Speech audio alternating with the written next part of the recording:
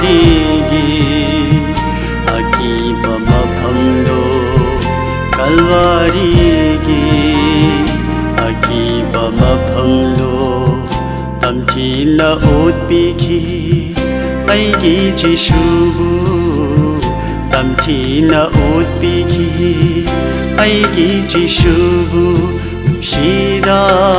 Aigi Prabhu Nushizai Aigi Jishu Golgotha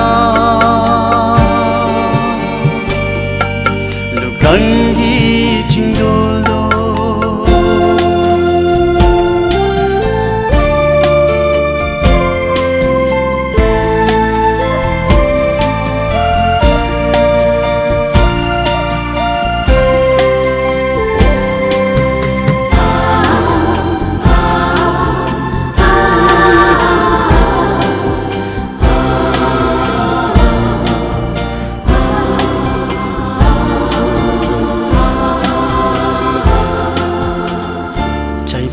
Na thalaba Jishugi hakcha Iking na chodlaba Prabhugi maitho Jaipam na thalaba Jishugi hakcha Iking na chodlaba Prabhugi maitho Aigi pungning na Kaya nungshiba Aigi pungning na Rosta yaliba Aigi Jishu se Tai bang mi sing na Kong gao na rashu Aigi tamoy na Na nushi jay Golgotha Lugangi Chingolo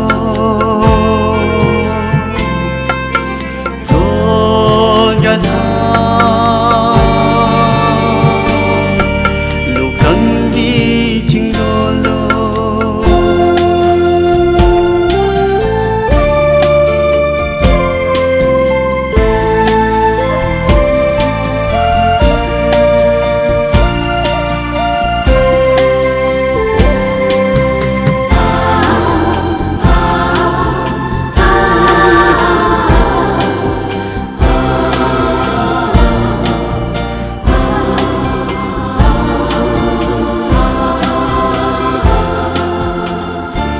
Rabating khangi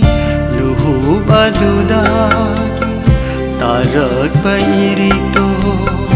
aigi damagni fingang selava ai haki ninthau ai bu nungsibagi shaklon khudangni kokpi phamlai traba aigi ipapsi Kopi phamlai traba Amag palay tana Kopi kramani Kau thok pang amlaroy Ipun sina Hingli bama kay Golgotha Lugangi Chingolo Golgotha Lugangi Chingolo Jishu nahaki thawai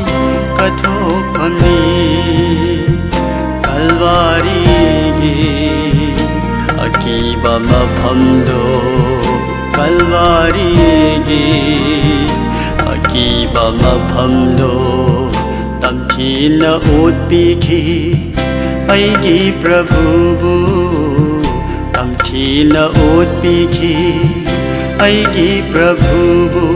Nushida Aigi Jishu Nungsizai Aigi Prabhu Golgotha